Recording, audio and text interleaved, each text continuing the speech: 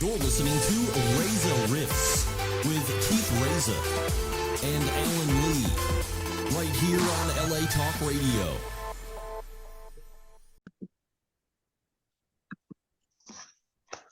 All right, the great Tom Arnold's coming in via Zoom. Alan Lee, are you ready?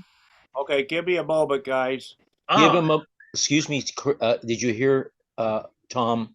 Yeah. Keith. Yeah. We're not ready yet. Yeah. You know, he said. Give me a moment. Take your time, Tom. Take as long as you wish. Yes. Well, I don't want to take too long. There you go. Is Tom leaving? Tom is leaving. He's coming back. No. Oh, dude. I don't want to take too long. That was funny. Did you have this on while he was?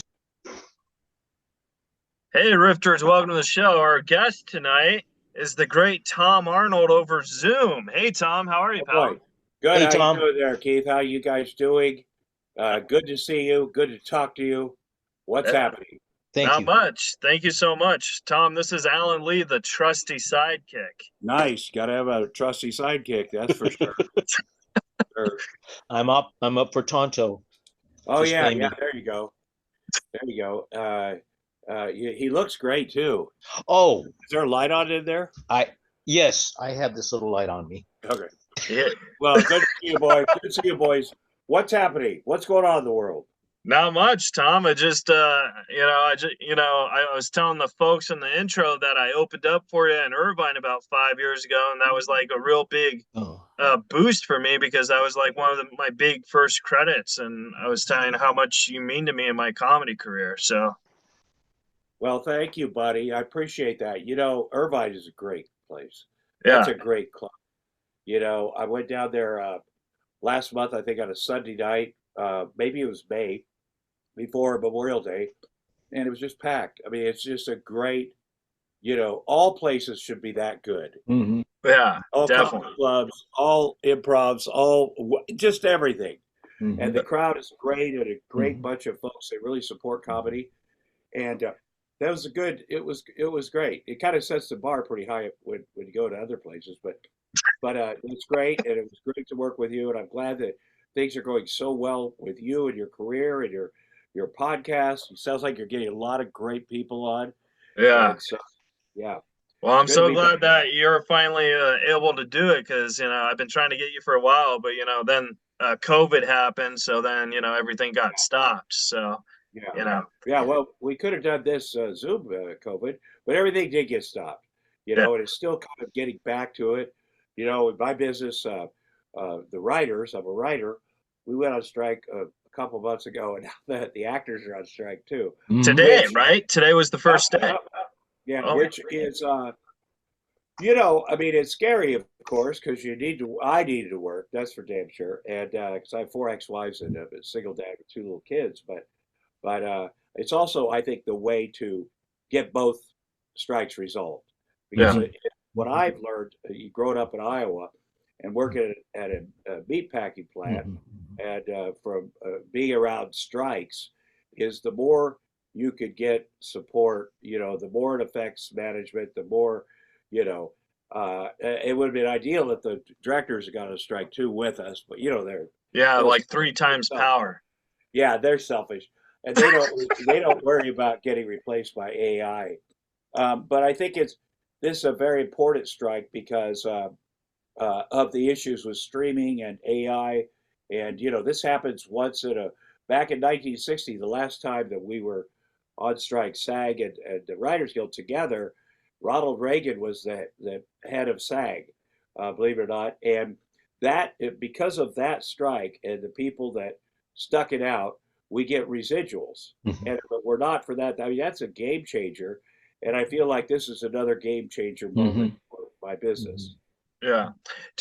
Speaking of the AI, do you think like maybe like the future is kind of scary because like they can make robots and then place like, for example, Tom Arnold's face on it and then put you in a movie that you had no desire to even do. Well, I mean, they could definitely create content. I've kind of enjoyed it because my kids can put Tom Arnold is the devil in the site. I forget which site it is, and it comes up with these amazing pictures. And so for that stuff, I think is fantastic. I That think is funny. I think the productions will take advantage of it as best they can, and also with the writing. You know, somebody put in Tom Arnold style joke and came up Yeah, with some divorce jokes. yeah. And although if they were good, I would use them. Don't trust me. But I think there's a lot of positive things about AI. I think maybe getting cures for diseases Mhm. quicker. You know, the Yeah. way they use you know, their models, and but then there's also, you know, and we've seen deep fakes for a while where and they're kind of hilarious, where they have actors or politicians say things they didn't say, and comedy wise, you could it's great. You know, Yeah. Arnold Schwarzenegger, a show I did, and I'm going to do the next season on Netflix. His show Fubar, a Which is comedian. so funny, by the way. Yeah. Well, Brian Monarch, who's a comedian who books rooms around too, got the Netflix had him do deep fakes with Arnold in all these different scenarios, and it was very funny. So there's a lot of positive stuff from this technology. I think you just gotta in our business, we just gotta make sure we are getting paid. Like if they do a deep fake of Keith at a comedy club or a, you know, you want it, Yeah. which is fantastic, but you just want to get paid. That's what they can do whatever they want with me as long as I get paid. You know, it reminds me, you guys are younger than this, but back in the day, there was a guy named Gallagher, and he smashed watermelons. He was very big at the improv or the Yeah, he comedy just store. passed a few years Yeah, ago. he did. But for a while, his brother started touring as Gallagher too, Mhm. without his permission. But his brother kind of looked the same, and Mhm. it's sort of like that, you know. You know, and again, I'm, you know, sometimes I read on the internet things that I've allegedly endorsed, whether it be diet products or whatever, which I have not. You know, I did lose a bunch of weight, but they'll take celebrities' faces. And my first thought is, how do I get paid for that? And then I'll figure out if I, you Yeah. know, endorse it. If the product You know, works. I'm up for endorsing all kinds of stuff, you know, and diseases and all kinds of stuff, but you got to get paid for it. That's right. No, definitely. And the one thing I did wanted to ask you is like uh for example, in Austin Powers, your cameo was the funniest scene I feel in the whole movie. And for a while, you know, in all these movies, like you were the cameo guy, and now like Ryan Reynolds does all the cameos. But like I feel you kind of started the cameo special star thing. You know what I mean? Well, I don't know about that, but I do know that my one day working on Austin Powers, people remember that scene, and it's a good lesson because I've worked 7 months on a movie, and nobody knows it or remembers it, and it was a great opportunity because, you know, I love Mike Myers, and it's funny because Demi Moore was one of the producers of Austin Powers, and she called and said, "Oh my God, there's a Oh, scene we'd love you to do. We can only think of you in this scene. It would be great." I was like, "Well, let me read it." I read it. It was me taking a dump. I was like, "Is that the only person you can think of?" But it turned out to be great fun. And Jay Roach, the director, and everybody, we had a great fun day, and some ad libbing and just general fun, and so it's a good thing to do once in a while. Now, you know, I have been in a lot of movies, and now I started, you know, because I need money. There's these movies I wasn't even aware of how this is done, but there's a lot of sci-fi movies and some horror movies, and what happens is that I went up to Vegas and shot this thing for 3 days, and boy, and I'll tell you, if you shoot one day or 3 days, they want to get a ton of stuff from you because they pay you for a day, and so they want to shoot 100 scenes, you know. Yeah, they want to Yeah, milk your time. Yeah. yeah, which I get, you know, and but it was the end of the last day. First of all, I noticed the other actors in the crowd scene didn't seem to be actors, and I started talking to them, and everybody had one line to go, and they crowdsource these movies, so these mhm. people put money in, then they travel around and get to be in these movies. They're very nice people, but there's a whole culture of that, and Wow. so that makes it actually with a crowd scene, it kind of because sometimes it's better to have people that are obviously not acting. They're doing Right. it. But I really got to like these people and understand what they do. And a lot of them quit their jobs. They just go around and act in movies wherever. They're like deadheads for the Grateful Dead. But I was, and but Wow. it was great. But at a certain point, because I mean, I can't work over 12 hours. At a certain point, uh, Mhm. it was there was still a stack of scenes to shoot, and I said to the director, "You have to kill me in the next scene because I have to go home." And he's like, "Okay." So then they rewrite. That's a great thing about these. They can go, "Okay, we'll kill you now," and Yeah. then you do your best. But it's always good to be around people that are working and you know that pay. Yeah. I've Definitely. been treated very well. I've been treated very well doing these things. Yeah. So how they kill you that fast? Like if you like, did they Oh, say the okay? aliens. They had the aliens, the big evil aliens come earlier, and that was great. I mean, I've done it a couple times, and one other time was just the easiest thing to shoot was a massive explosion, Right. and uh, but whatever is like, oh no, and then I die. I'm all for that. I'll tell you what, people that like fans of horror movies and are the best fans in the world. They'll go. I do these Comic Cons, and you put your pictures out, all your different. I have quite a variety of stuff, Mhm. but I've done some horror cons, and just based on the fact that you know Rosanna and I did a cameo in Freddy's Dead or something, Mhm. or Mhm. a couple other very small things. And I'll look around and there'll be a huge line for somebody that was one of the Michael Myers. I think Michael Myers wore a mask With and the hockey mask type thing. yeah. So, but it was one of those guys, and man, he's got a huge line just being one of the number six or number whatever. So the fans, and I also noticed that these fans, a lot of times they're filmmakers. They make their little films, and they're always pitching me, we be in our film. Well, how much you gonna pay me? Yes, so, gotta pay me. I can't do. I haven't bought them because then other people who pay me would be mad. But they all it's a network of people, and they're always working on something, a short film or a film or something, and they just love it. So that's a good. I like it when people love stuff. Yeah. Speaking of love, one of my favorite movies that I love is Undercover Blues. Mhm. And that Oh was yeah, one you did, and I was noticing because like when I was listening to other interviews, because I try not to ask the same yeah. questions, but I no one ever asks you about that, so I was wondering, did you enjoy working that with that one? I did. We filmed that in New Orleans, which is always great fun. And Dennis Quaid, who lived across the street Oh. from me when he was married to Meg Ryan, so I was with he was great to hang out with. And, you think back on these movies and what was the fun of it? We had a director, Sir Herbert Ross was our director, who's an esteemed director. Park Overall played my wife, and she's just excellent. And Kathleen Turner was Dennis's wife. And there's a bunch of other people who that will remind me they were also in it. So it was great fun.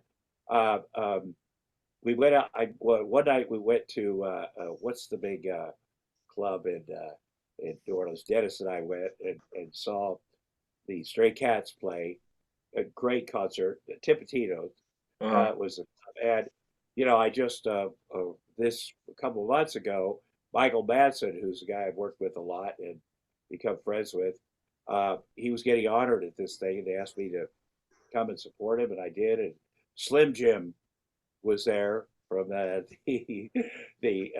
Stray Cats. He looks the same. I've aged 100 years, but got to know him and his wife and talk about the music and so sometimes these things come around and I think Baba Tunde was in that movie too, if I remember correctly. yeah. I haven't seen it for a long time, but it was great fun for me. I did that. It was one of the first things I'd done, and it was before True Lies, and then after that I did a movie called Hero with Dustin Hoffman, Mhm. and I always tell people, I had a small part, but it was a key part, and my first scenes really in a movie. And I may have done Hero First, where with Dustin Hoffman, if you can imagine. Yeah. And so, and then True Lies, and then it's all downhill from here. But no, it's great fun, and you once in a while you remember stuff. There's things about it. When I watch the Roseanne show, if it pops on the screen, I feel, number one, I had 6 great years on that show of writing and producing and acting. But when I watch an episode or part of an episode, my assistant Sasha likes to watch the episode. I remember what we were doing that day, where we smoking cigars, you kind of have a bigger picture of what was going on the set that day. But that was also a case of working with a lot of amazing, talented people. So very lucky. I have the exact same thing. Like when I rewatch Norm's talk show, like I remember writing the jokes and stuff on that, and like I don't remember. I remember I didn't have fun writing for it, but I remember that the stories in there and stuff. You know what I mean? So like, I know Well, what you're Norm, talking about. I hired Norm to write on Roseanne, and when he came on, he said, "Well, there's one show, if I got it, one thing that I'd like you to let me out of my contract for." And I said, "What's that?" He said, "Well, hosting Weekend Update on Saturday Night Live." Now, I didn't think at that time, that there was a big Chance. odds of happening, but you always gotta support somebody's real dream. It's Yeah. like football coach who gets a chance to coach at their alma mater. You're like, well, okay, we'll let you out of your contract. But when it came time, when Norm got the offer, the other producers, Carsey Warner, did not want to let him out of his contract, and I had to go there and say, no, this is you. He's great, and he's great for the show, but this is his dream, and you cannot stop anyone from achieving their dream. So he went. He did very well. Hilarious guy. Was Yeah. straight. I loved it. He'd come into work and I'd see him in the writers' room and I'd go, have a black eye, and I go, "What happened?" "Well, I guess I got drunk and went to the wrong house, and my elderly neighbor beat me up." And he had the best, he's the best stories, and brilliant storyteller. And that was certainly a good opportunity for you to work on that show. I will say the Roseanne writers will probably say they didn't have a lot of fun either, but they were very honored to Yeah. be there. So, writers are malcontents.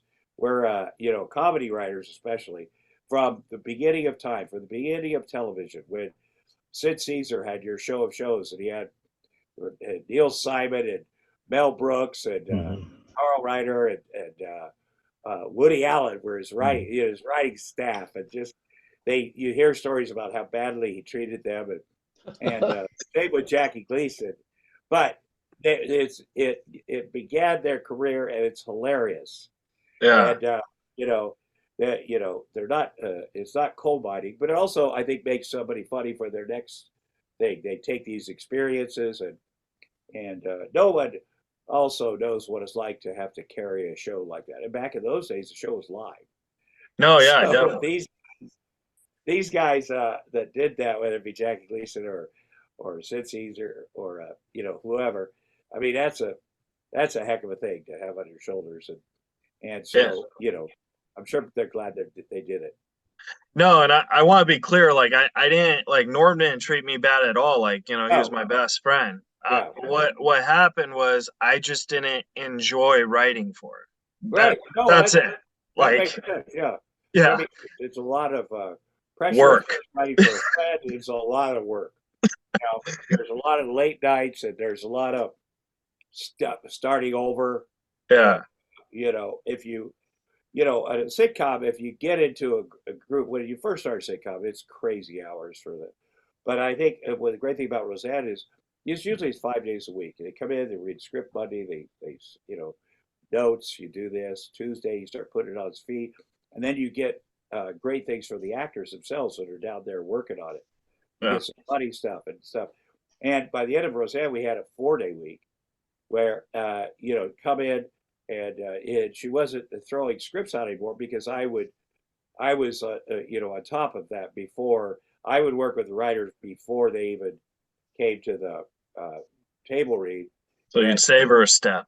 Well, I did. I'd save everybody a step, and then we'd talk about stories first for a while. We talk about how we see the season going, Mm-hmm. and then I'd say, yeah, I like that story, and then they break it down into an outline, and I give notes on that, and then I'd say, okay, we're going to do that one, and I had input from Roseanne. She'd say, I'd like to get in this area or that area, but it was great because she just sensed, well, no matter what happens, it's going to be okay. And so, man, the actors were so good that they made all the material better, and they worked the machinery of it. So it worked very, very well. Yeah.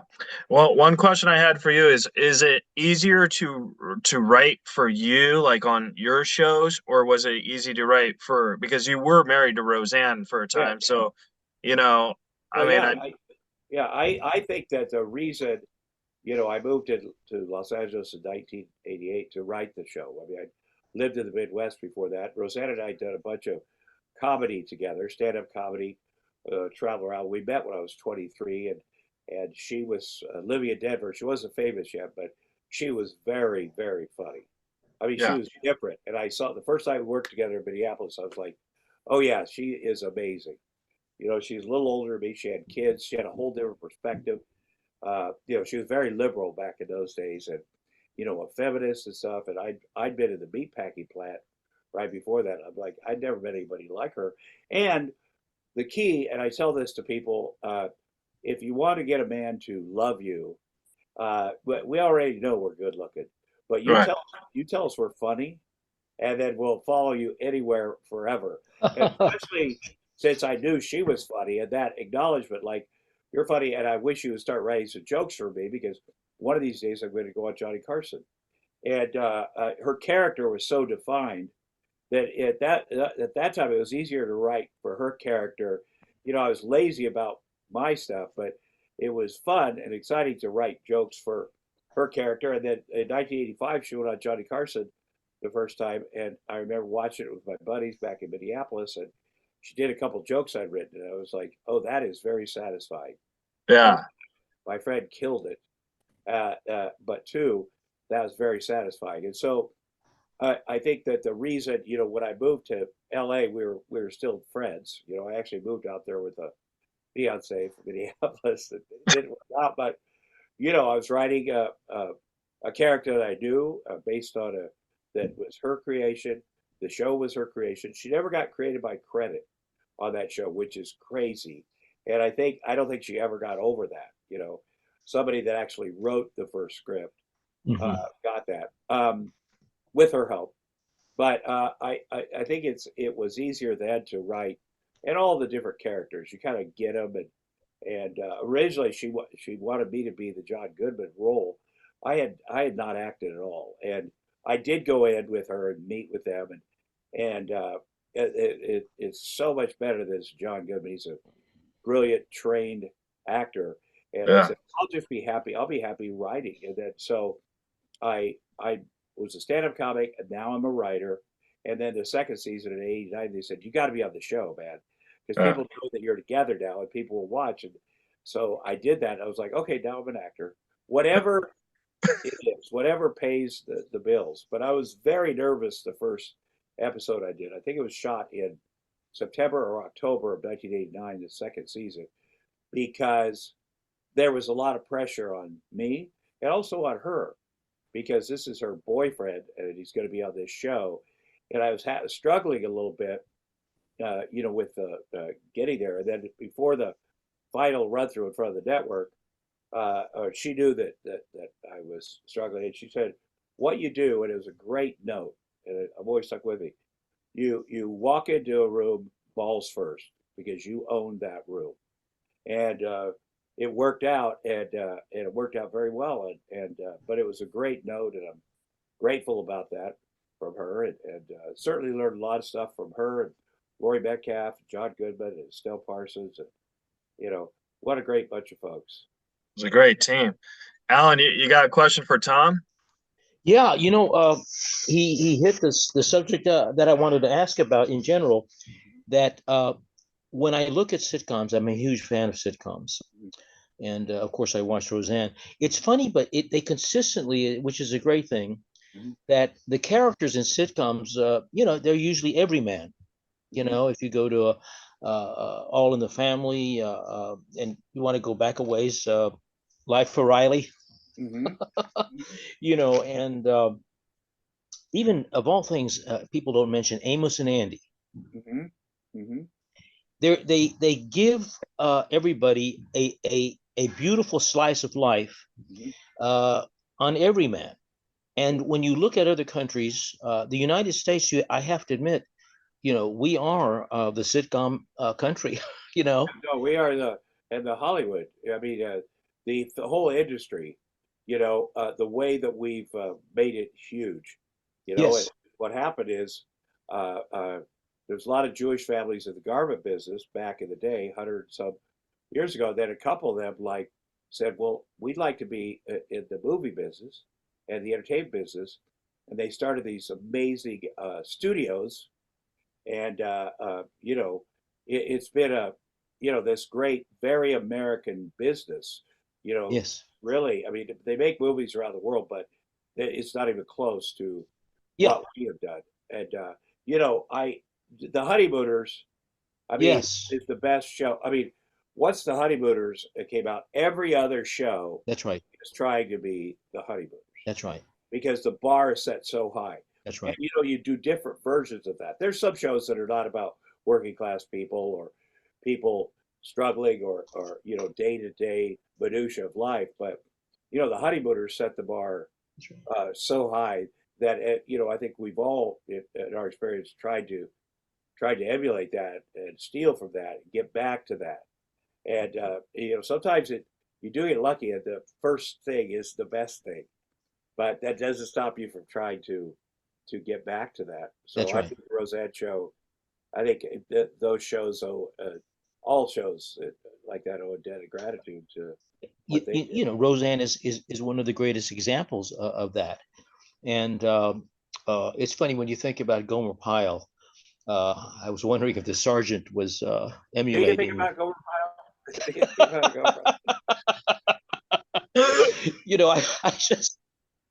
I meant when the sergeant's screaming at Gomer, I was wondering if he was emulating Gleason. Well, Gomer Pyle, Jim Nabors, who played Gomer Pyle, is really interesting because I loved Gomer Pyle growing up. Yeah, me loved too. The Andy Griffith Show.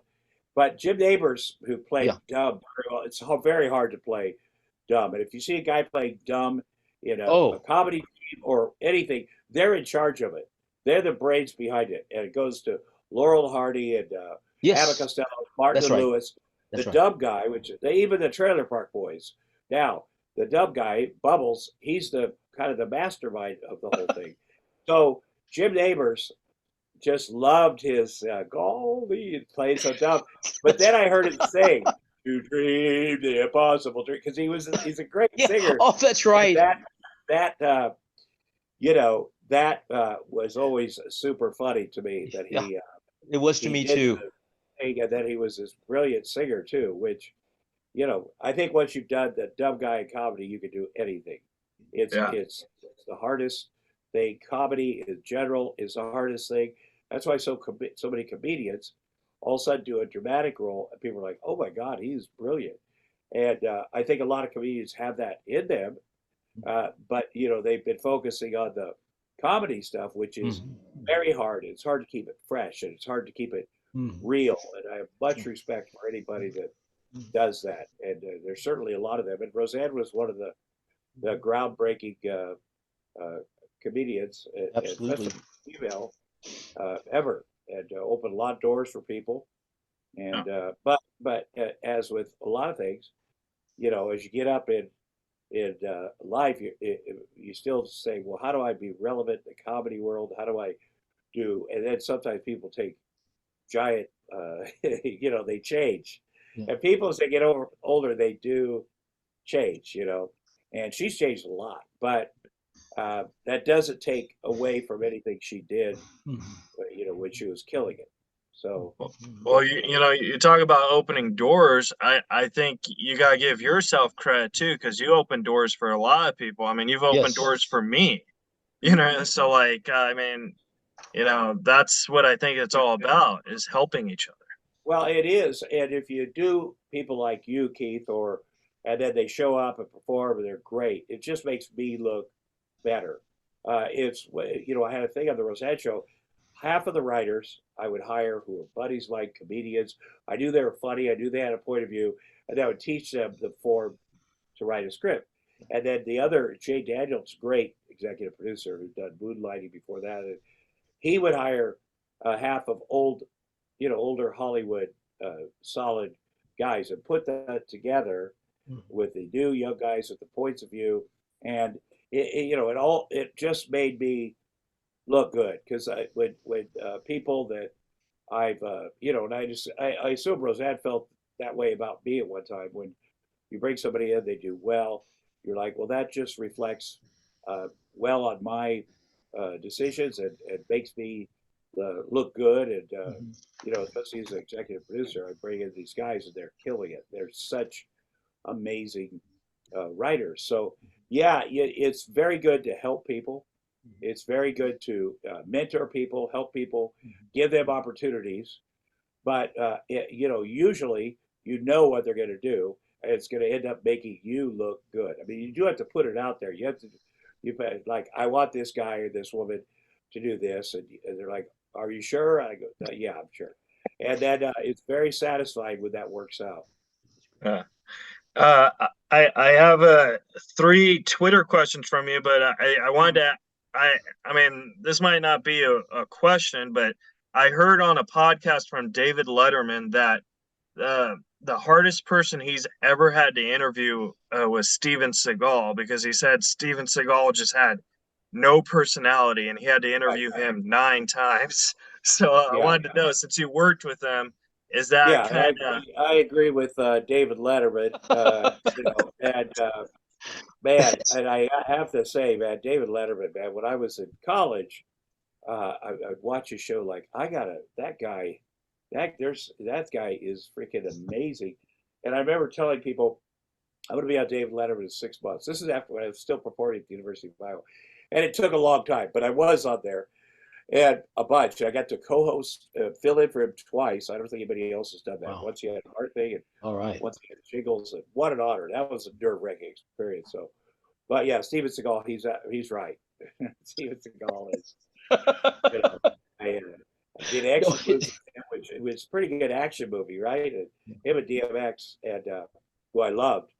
But yeah, he's a weird dude. He has no sense of humor about himself. You know, No. I told some stories from the set, and he reached out to a mutual guy and said, "Who's paying Tom to make fun of me?" And I said, "Tell him nobody. No, that's what I do." And I make fun of Arnold. I make fun of all the, and if you get that, I mean, his life is he has proven who he is. He's friends with Putin. He's been terrible to women. yeah. He's terrible to his co-stars, to other people. He takes himself way too seriously. And the truth is, he did. He started out. He had some chops for sure, and made a couple good movies that hold up. And even when I worked with him, the movie opened #1, and he had a chance to do more, but he screwed it up. And Joel Silver, a huge action producer, Hollywood producer, produced Yeah. it. Sure. Andrzej Bartowak, great director, and great supporting actors. Anthony Anderson, a bunch of other people. But his ego screwed it up. And so the next one I did with the same bunch of people was Cradle of the Grave, and Jet Li was the action star, who I love. Jet Li That was probably way better. amazing. Well, I was really excited about Jet Li. His hands are like that big. He's about this tall, and he can beat the shit out of everybody. That's the real thing. He's a very gifted performer, martial artist, great guy. You can have fun with him, and so that was people still talk about that movie, and so yeah, it was a good experience. But I think Steven Seagal's, his personality is, I mean, you got It to be would able be to hard. you got to be able to laugh at yourself because Oh, right sure. now he is. I'm pretty sure I could take him number one, and I thought that at the time. But he is so big. We all laugh at ourselves when we get incredibly big. I've been very big, Yeah. fat. He does the weird martial arts stuff in Russia with Eddie, and he's huge. He's not in shape. He's not. And even when I worked with him, he couldn't lift his leg up to do a kick, and he would start the move, and then a great stunt guy would come in and finish it. So Yeah. that seems like stuff you could really laugh about if it were me or you guys, or to make fun of yourself a little bit, self-deprecating.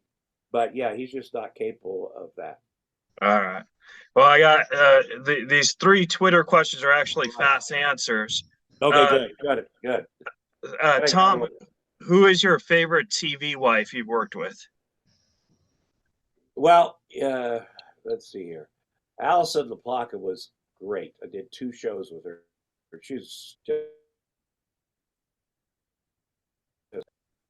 Shannon Tweed who's Gene Simmons' wife, who's beautiful, was my wife in one of my shows. And when they said, "Hey, we're considering Shannon Tweed," I'm like, "Oh my God," because I grew up. Shannon Tweed was a playmate, and there's one poster I had in my room of her. And when you're my age, when you're growing up, Playboy magazine, like, oh my gosh, you have a couple posters up, and hers was one of them. And I was just in love with her and a couple of the other playmates of that day, and to sit there and work with her, it just took me back to my childhood. And she looked amazing. She still looks as this day, and she's just very, very cool.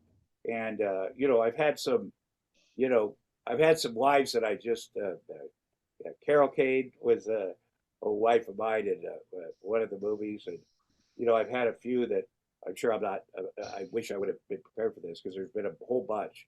There's been a whole bunch of wives and kids that I really enjoyed working with, and have seen grown up, and they're just become great adults. And you never, when someone plays your kid in a movie, Lose you never contact. Yeah. about them as a kid. And Rachel Lee Cook, who I done Carpool with, years later we did a movie called The Final Season, a baseball movie, and I think Sean Astin and and I think she played Sean Astin's wife or whatever. And I was talking to her and she said, "Tom, I am not a child anymore. I have a child." I go, "Oh my God, that is crazy." Yeah. So there's I mean, Sandra Bernhardt was a great wife, on the Roseanne show. She's just, and she still kills it. Sandra Bernhardt was I mean, Oh, she's amazing. She's she is really amazing. interesting. She is still amazing. And she was amazing dad. She's a comedy icon. And I just found her to be delightful, just so cool to work with her, even though her character became gay because I was her husband, which is funny to me. But she's great. I wish I could think of more, but there's been a whole bunch of movies and TV that I really appreciated. Wow. And then a second Twitter question. Tom, have you and Hugh Grant made up? Well, I don't know that we have to make up, Hugh Grant is, we did 9 months together and had a lot of fun. Man, his career, he has done amazing. When we did 9 months, I just done True Lies and he'd done 4 Weddings and a Funeral. So, I mean, so the next movie we're going to get paid for, right? And it was that whole experience, Robin Williams and Jodie Cusack. Here's one of my favorite ones. Jodie Cusack, who was my wife at that. I cannot forget her. She's the best. Julianne Moore was his, and Jeff Goldblum, and the movie holds up. And then he went on to, yes, he did get arrested with a prostitute while which is hilarious to me now. And I do have a longer story, but I'm not going to tell. But he's done so well, and then I really respect what he's done. First of all, he's become a father, which always, I know for me, like, okay, that was my goal. And I see him become a father and a brilliant actor. And then politically, he's on the same side as me. him talking about Boris Johnson putting stuff out, and me, Trump, would put basically the same stuff. I wish him the best. You know, he went through some stuff with the tabloids tapping his phone and doing it won. And it was the same tabloid. You know, we made the movie with Fox, made 9 months as we did True Lies. And, you know, so the same people that were, you know, the Murdochs, then they used their London tabloid to tap his phone and, you know, and do all these terrible things and tap the phones of people who lost, whose children had died. And Hugh Grant stood up to that.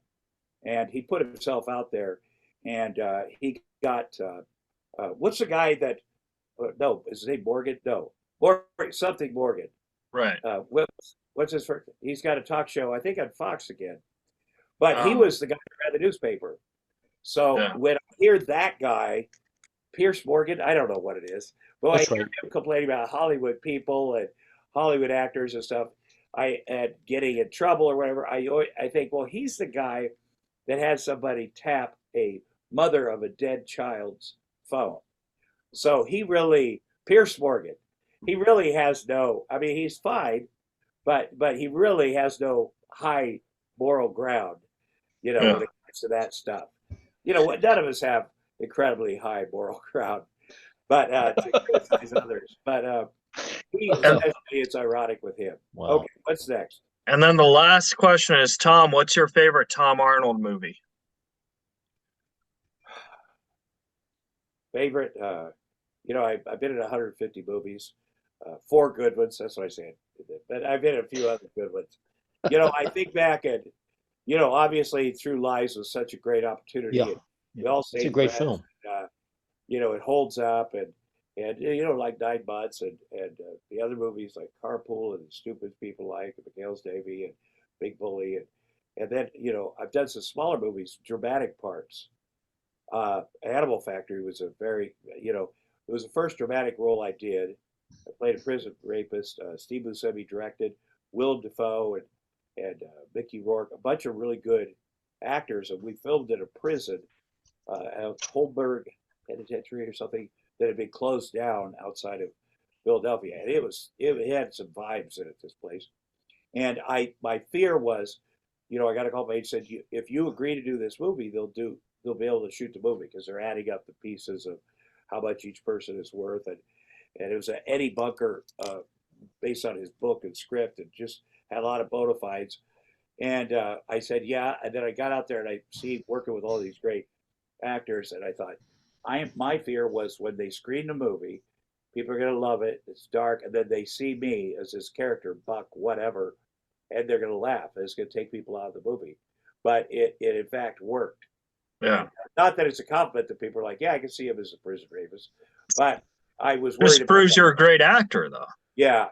And then I did a movie called Gardens of the Night, which not a lot of people saw, but won a bunch of awards in Europe. But it was about pedophiles and these kids that run away and live on the streets in Hollywood, and really what happens to them now, what happened to them before.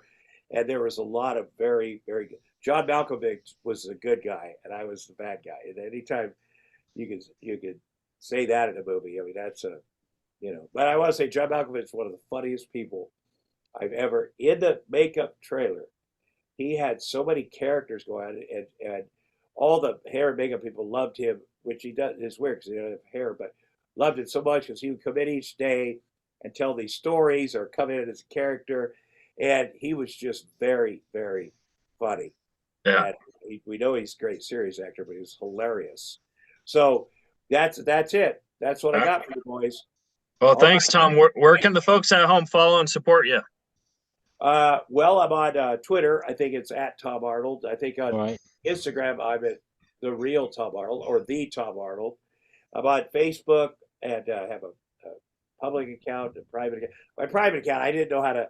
I just let everybody out until it got 5,000 people, and then nobody can follow. You know, because it's always I'm a little insecure about saying no to people, and then I join Threads. I don't know if I'm going to be able to. Threads is awesome. Yeah. Well, I got to learn. I want to see people that I know there. First of all, my first thing is how do I follow all the people I followed from Twitter because I like them, and it's complicated. You think it would just transfer over? It transfers your Instagram people, I think, but it's going to take me a while to figure out how to do it. But anyway, congratulations, guys. We'll see you next time. Thank you, Tom. All right, thanks, Tom. Have a good day, buddy. Have a good one now. All right, guys. That was the interview with Tom Arnold. Subscribe, rate, review, and we'll see you guys next week. All right.